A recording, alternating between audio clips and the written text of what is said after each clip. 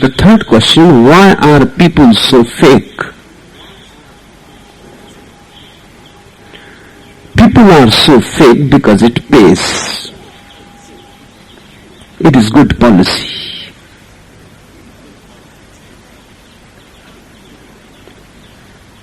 If you are true, you will be in danger.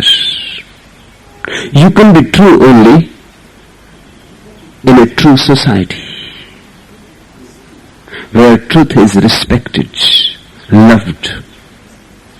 This society exists through lies. Here truth is not respected. Here truth is crucified. Here truth is killed. Lies are enthroned. That's why you see politics becomes so important in this world.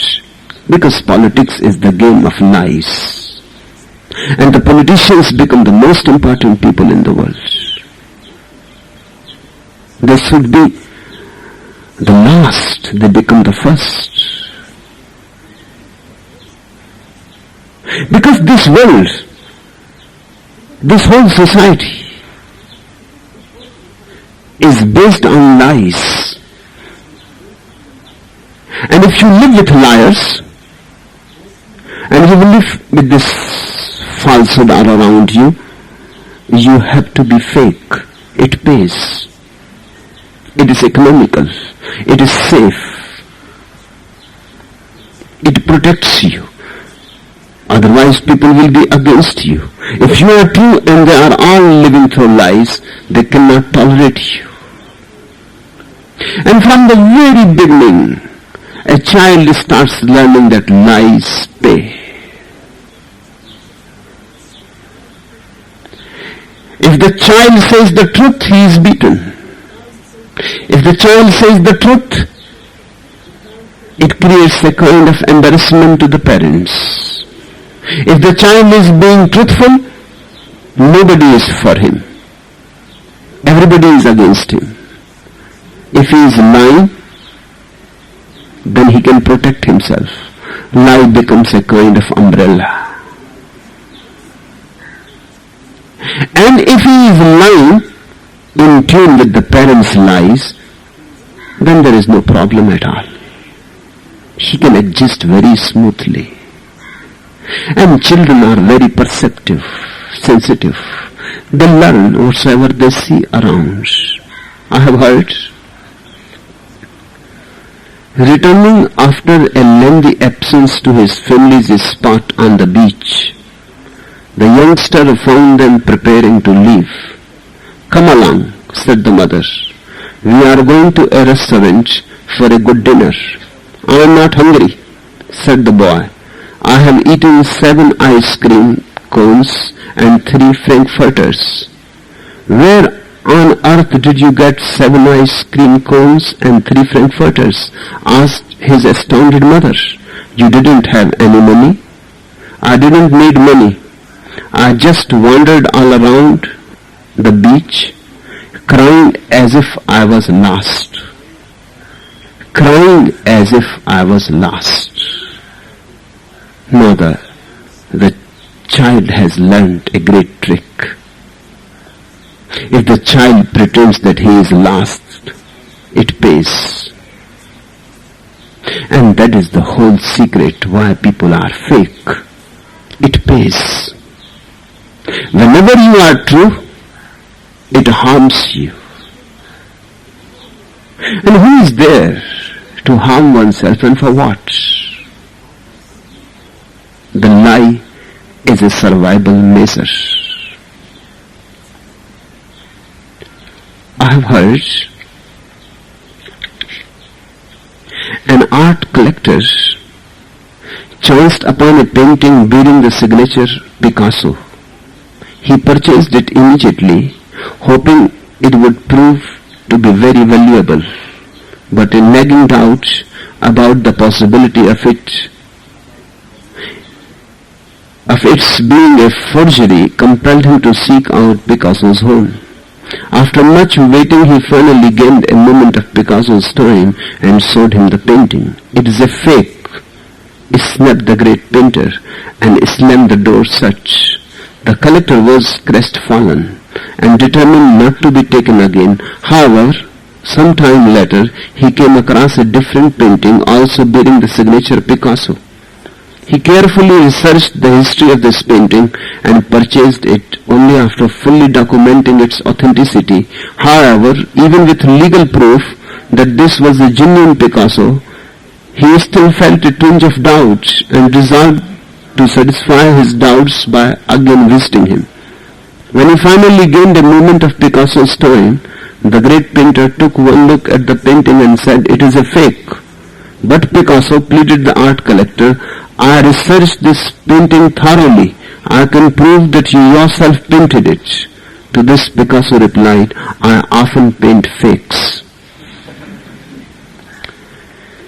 It happens. Even a painter starts learning what sells. Picasso's all the paintings are not original.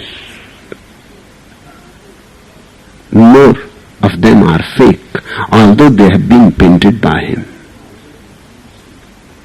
Then what does he mean by saying that it is a fake? He is simply saying that he is just copying it from his other paintings. It is not original. It is a copy. It does not matter who is copying, somebody else or Picasso himself. It almost always happens when a person gets a Nobel Prize, then he never produces anything original. Then he goes on repeating his old story in new ways. Because it has paid so much, so he is stuck. He thinks it sells, so he goes on writing the same thing again and again. It has never happened up to now that after getting a Nobel Prize, a poet or a novelist has been able to do anything original again. The Nobel Prize is a kind of death knell. The person is finished. Because now he knows what pays. Now he has found the secret of success. Now he has the key, so why bother trying other keys? They may not be so successful. Why bother other directions and dimensions of creativity? One knows the right way to do a thing, so one goes on doing the right thing again and again and again and becomes fake. People are false because they have found a key. They know what makes life secure, comfortable, convenient, safe. Although convenience, comfort, safety, security don't bring any kind of blessing. They bring all kinds of miseries. They don't bring any happiness in life, because happiness is only through being original. Unless you have your original face, you will never be blessed. But to have the original face, you will have to pass through many inconveniences, uncomforts. The path is arduous. Keep it in mind that whenever you face a choice between convenience and joy, always choose joy, otherwise you will become fake. Whenever you have a choice between comfort and some adventure, choose the adventure, howsoever arduous, otherwise you will become a fake. Whenever you have a choice between security and insecurity, let insecurity be your love. Never choose security. Security makes people dead and dull. A perfectly secure person is already in his grave. He is no more alive. If you are alive, there is bound to be insecurity. More alive, more insecurity. Really, totally alive person lives moment to moment in insecurity. But then there is a great thrill. Then always he is on the verge of the unknown. And always he is moving into something mysterious. The mysterious cannot be secure. Don't depend on bank balances. Don't depend on marriage. Don't depend on a comfortable and well-paying job. Don't depend on family, society and estate. People who have depended on those things are all around. You can see them, how dead they are. How dragging is their life. How sad their eyes. Not a single song in their hearts. And never you will feel any dance in their feet. Impossible. You can go on searching in their life and you will find desert and more desert. Not a single oasis. Love does not bloom. Celebration they have not known. I have heard one Indian died, a very religious man, ritualistic, formal, has been doing all kind of things that scriptures commands. So was very, very certain of reaching paradise.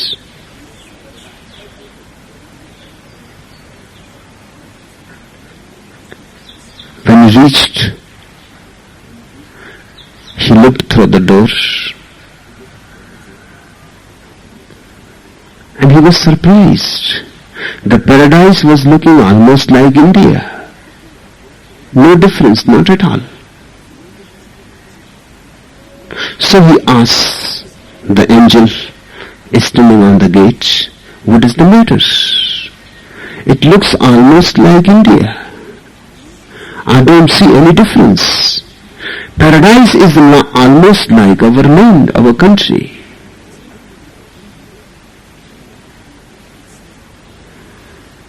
And the man standing on the door said, what are you talking about? And why you go on going down to me? This is not paradise and I am not an angel.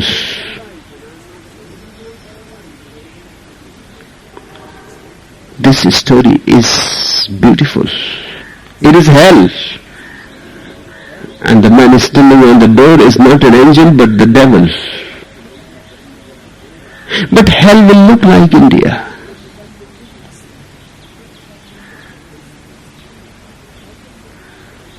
Hell will look like anything that you have become accustomed. If you are a German, then hell will look like German. If you are a Japanese, then hell will look like Japanese. If you are English, then hell will look exactly like England.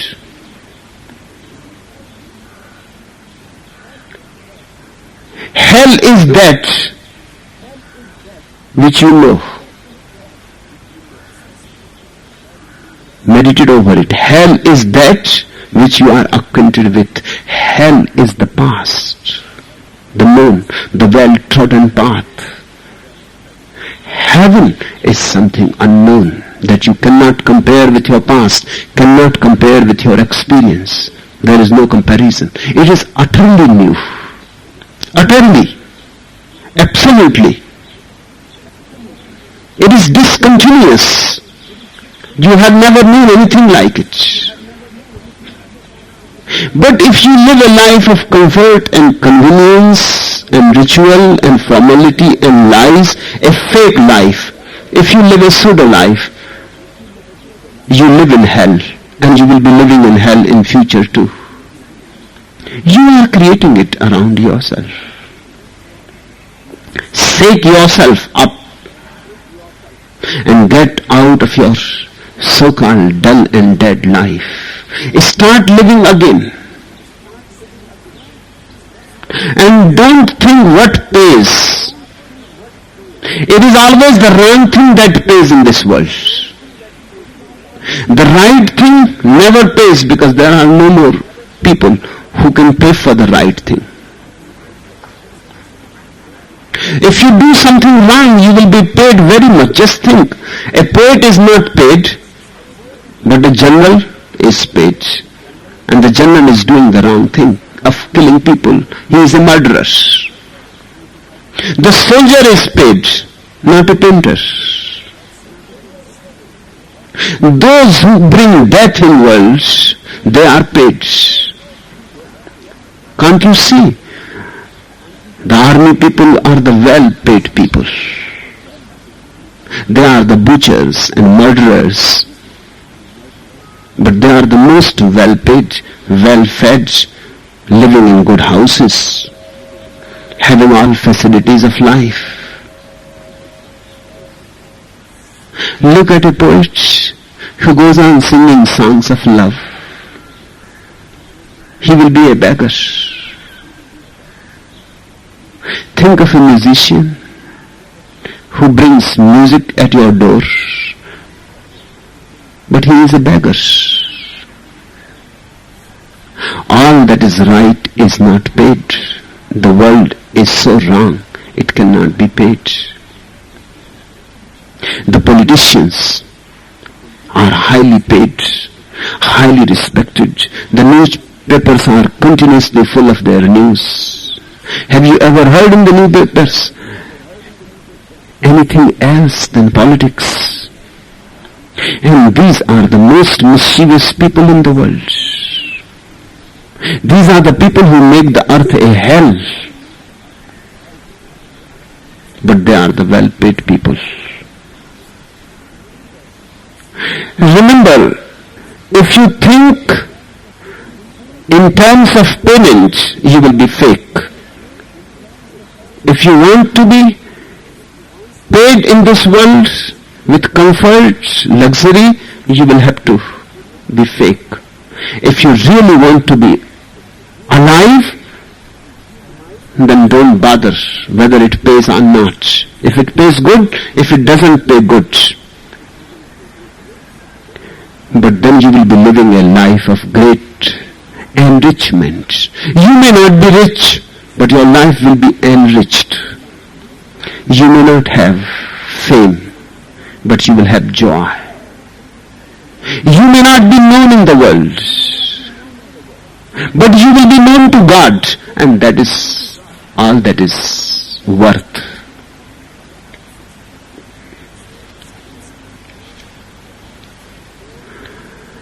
And I am not saying that you all have to carry your crosses on your soldiers continuously. No, I am not saying. I never demand the impossible. When you live with false people, there is no need to create unnecessary conflict either. Avoid. You go on searching your life, your original face, but there is no need to come every day, every moment in conflict. Otherwise, that becomes your problem, unnecessary wastage of energy. Follow the rules of ordinary life, just as one follows rules of a game. In India, they say on the roads, keep to the left. So keep to the left. It has nothing of any importance. In America, they keep to the right. That too is perfectly okay. When in America, keep to the right. When in India, keep to the left. And if some mad country exists somewhere where you have to keep in the center, keep in the center. You don't be worried. But always know that this is nothing fundamental. It has nothing to do with any truth. It is a convenience. And when there are so many people, you need not create inconvenience for others. You are at freedom to create all kinds of inconveniences for yourself. That is your freedom. But you need not create inconveniences for others. I have heard the great maestro Toscanini was as well known for his ferocious temper as for his outstanding musicianship.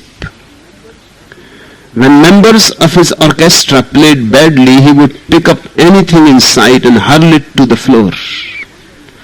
During one rehearsal, a flat note caused the genius to grab his valuable watch and smash it beyond repair. Shortly afterwards, he received from his devoted musicians a luxurious velvet-lined box containing 2 watches. One a beautiful gold timepiece, the other a cheap one on which was inscribed "for rehearsals only." So keep that in mind. When you are moving in the world, moving with people, there is no need to carry your cross. There is no need to go on shouting loudly that you are a martyr or a Jesus or a Mansur. There is no need. Follow the rules of the game. It is just a game. But remember always that the game should not become your whole life. That's all I would like my sannyasins to remember. That's why I don't take you out of society. Never it has been done before. For a single reason it was never done before. The reason was Buddha won't allow his sannyasins to live in the world. Because the problem was, if the sannyasin has to be true, it is difficult to live in the world, because with the people, many times you have to be polite, formal.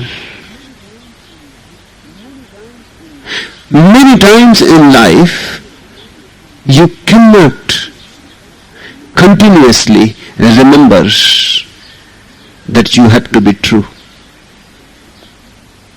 People are so false. Just out of compassion, out of politeness, sometimes you may have to keep yourself quiet, not to say a word, because if you say something that is going to hurt people unnecessary. Or sometimes you will have to not do something which is not true. You can't be absolutely yourself when you are living with so many people. So Buddha said to his sannyasins, leave the world. Sacrifice your relationships to be true. Or others who have decided to live in the world, they sacrifice their truth to live in relationship. Now both are lopsided. You can leave the world, but then you will be leaving many opportunities to grow. You can go in a Himalayan cave and sit there. Of course, there will be no need to lie, because there will be nobody to lie, nobody to talk to, nobody to relate. You will be alone in the cave. You will be perfectly true. You can have your original face. But then you don't have any opportunities as challenges to provoke you into growth. You are out of life, and it is only life where people grow. Life is a great opportunity. There you will be secluded, all alone, dull and dead. Again you will become dead, because you will not have any possibility to respond. Yes, you will not be saying any untruth, but to whom you are going to say the truth? You will not be angry, right, but you will not be loving either. So this is something meaningless. Anger is dropped, but love also disappears. So the old kind of sannyasins become cold. They don't have any anger, a good thing, but they don't have any love, and that can't be praised. It is as if a person was afraid of illness, so he committed suicide. Now he will never be ill, that's true, but he will be never alive either.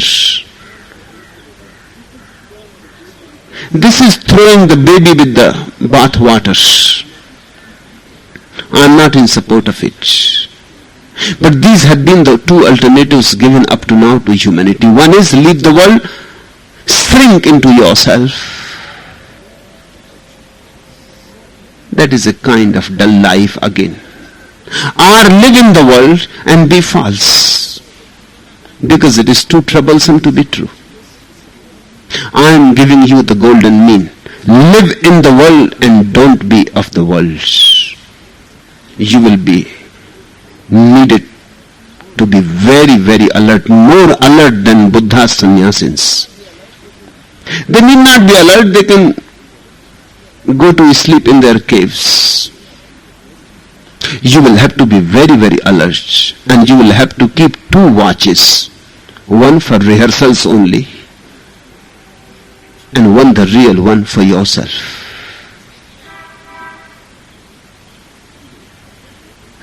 You will have to become a great actor. But when you act consciously, then you are not fake. When your conscious act is there and you know that this is just an act, then it is not going to destroy your life. But when you forget that this is an act and you become identified with it, then you become worldly. So the old definition of the worldly is to live in the world, and the non-worldly is to not live in the world, get out of it. My definition is different. The worldly is one who gets into his act and becomes unconscious and forgets that this is an act. It is as if you are playing on the stage, doing some role. For example,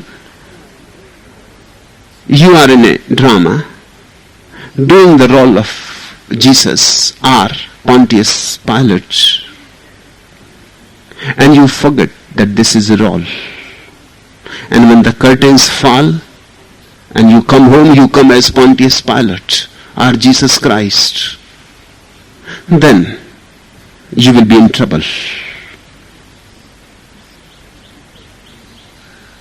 It has happened sometimes. Once it happened to one actor. He was playing for 1 year continuously around United States as Abraham Lincoln. Every night from one town to another town, the party was traveling and he was the Abraham Lincoln. 1 year is a long time. He got mixed up. After 1 year, he forgot his real identity, that who he is, and he started saying that he is Abraham Lincoln. First people thought he is joking, but then it became serious. He came home, but he came as Abraham Lincoln. The wife tried to persuade him that now you get out of your role. The fathers tried to convince him that you are not Abraham Lincoln, but he won't listen. And he won't wear ordinary clothes either.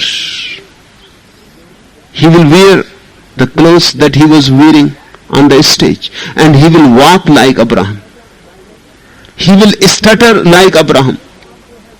And his face also has become like Abraham. For 1 year he was pretending and pretending and pretending.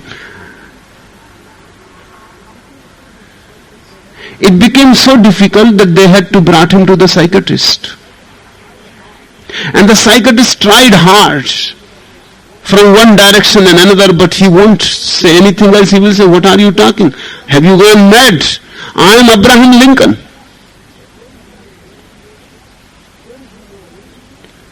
There is no way. They have a lie detector mechanism in America. They use in the courts.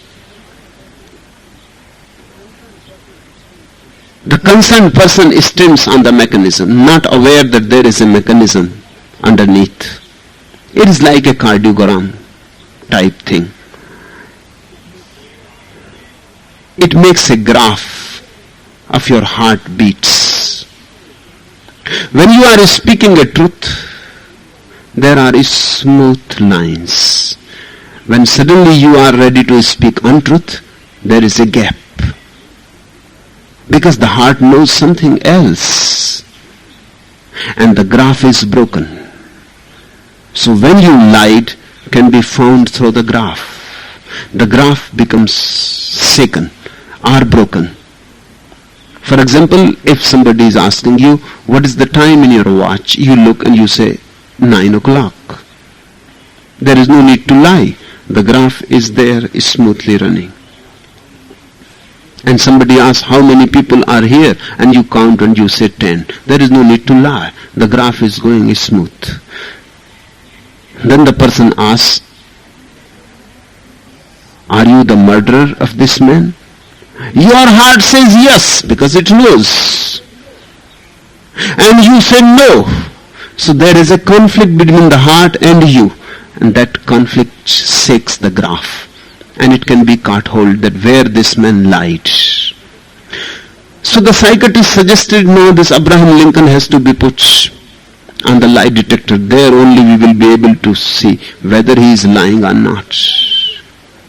Now the man who was Abraham Lincoln has got fed up with all kinds of treatments and psychiatry and medicine and tranquilizers and all kinds of suggestions, and everybody pretending to be wise and patronizing him. So he decided that day that it is better now to say, although I am Abraham Lincoln, but it is better to say I am not, be finished with it.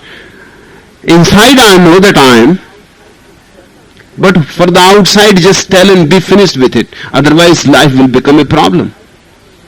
Standing on the lie detector, when they asked other questions, he answered, and when they came to the real question and they asked, are you Abraham Lincoln? He said no. And the detector said he is lying. He got so much in tune with the idea. Because in the deepest core he knows he is. Now just on the surface he is lying.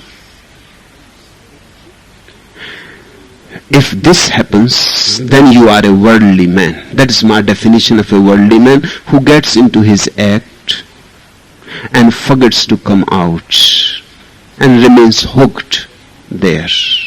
This is the worldly man. And who is a sannyasi in the otherworldly? The man who goes on playing acts, knows they are acts, never gets hooked into any act. When comes home, plays the act that he is husband and the father and the wife. These are all games. Play beautifully. Play artistically, aesthetically. But there is no need to get hooked that you are a father, that you are a mother, that you are this or that. You are a doctor, you are an engineer, you are this and that. These are functions. When you are treating a patient, be into the role of being a doctor. But there is no patient and you are sitting alone in your room, there is no need to be a doctor. Otherwise you are doing the same stupidity as that man who became Abraham Lincoln. I used to stay in Calcutta at a friend's house. He was, in those days, a justice of the High Court. Now he is a chief justice somewhere. His wife told me that my husband respects you so much, he loves you so much, that you are the only person who can be of some help to me. I said, what is the matter?